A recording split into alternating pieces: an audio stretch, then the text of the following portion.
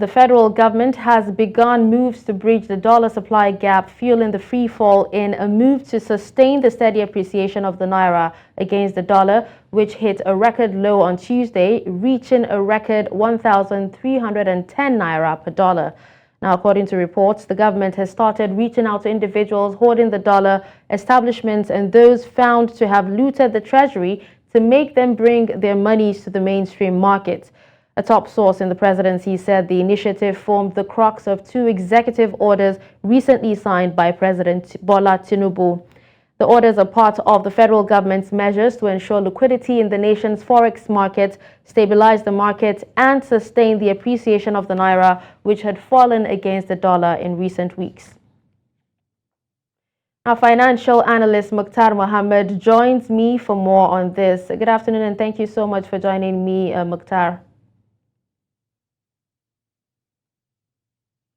Muktar, can you hear me? Yes, I can hear you. Thank you for having me. Always a pleasure.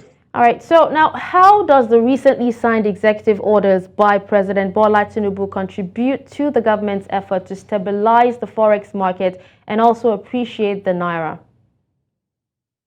Well, it's all about liquidity. And so if what he's signing is to bring in liquidity into the FX market, and definitely we'll see a little bit of stabilization going forward.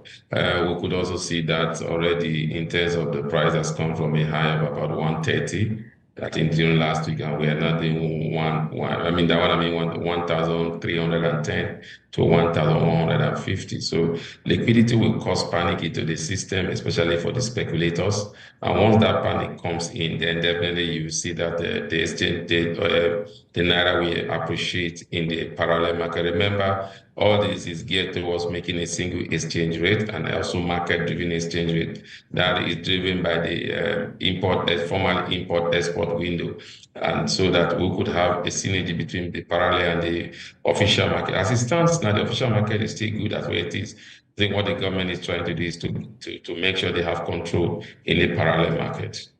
All right. So now, can you explain the significance of the naira hitting a record low of 1,310 naira per dollar and how it impacts the country's economy? When we are a country that is driven, we are mostly an import-driven economy. And when you have that high, that means the cost of a lot of goods that we import into the country goes up, especially because most of these goods, those that bring in these goods, access the parallel market. So when you see what you're seeing now, that means inflation will definitely go up, cost of living will definitely go up. And then you create an unemployment situation because some companies will not be able to afford it at 1,310, so they will be forced to lay off staff, or some of them will be forced to shut down. So it's something that has a snowball effect in every area of our economy. And then when you look at the developmental side, especially Nigerians that have their children abroad at schooling, they have not been also been able to pay school fees for their wards outside the shore of this country. So it has a very negative impact on the economy. It has a negative impact on us as a people also. All right, Muktar, now taking a look at the moves or the measures that the federal government has actually taken to address the Forex crisis. Do you agree with these particular moves, and what specific actions are being taken to encourage individuals and establishments hoarding dollars to bring their funds into the mainstream market? Because I know a lot of people have actually said that some would be afraid of reproach. Well, there's a saying that if you keep doing things the way you are doing it, then you will never get another result. You still get the same results. And again, it was Warren Buffett that said that if you're in a hole, then what do? You don't continue digging that hole, you try to come out of it. So definitely we are in a hole now. We can't continue digging, doing things the way we used to do.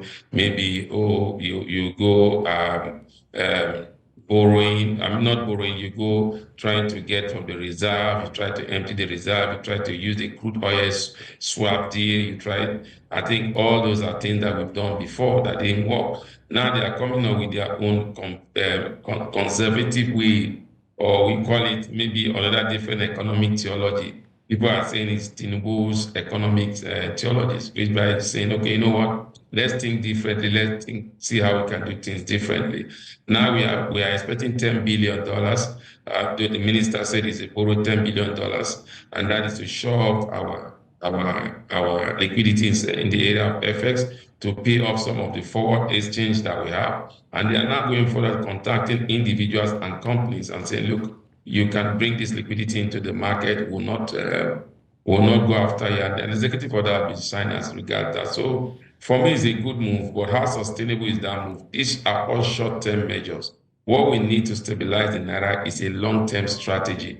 We've gone through this route before. The naira will go at all-time low, then we will now be able to boost liquidity and we'll keep it there. When they come an external shock, what we are suffering from now is an external shock as a result of COVID. We go back to same again, the naira will jack up again. So what we need to do is in the short term, when you are doing that to boost liquidity, in the long term, what do you need to do? You need to attract foreign investors. You need to attract direct foreign investors, either portfolio investors and foreign direct investors. You need to begin to look at an ongoing strategy of your economy. You need to begin to develop your productive sector. Then you need to look at the cost of governance and begin to reduce those costs of governance. And you begin to look at tax as incentive also to attract investment into your economy so that when those external shocks come as a result of crude oil issues, then your economy will not be grounded.